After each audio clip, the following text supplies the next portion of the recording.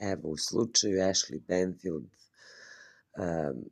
crnog labuda ubice, sad vidite i prvi policijski snimak 30. jula 2024. godine, posle 6,5 sati odlučivanja do kasno ujutru, u stvari do rano ujutru, Ashley Banfield je proglašena krivom za manslaughter. To je niža optužnica od drugostepenog ubistva, ali nosi sa sobom kaznu do 30 godina.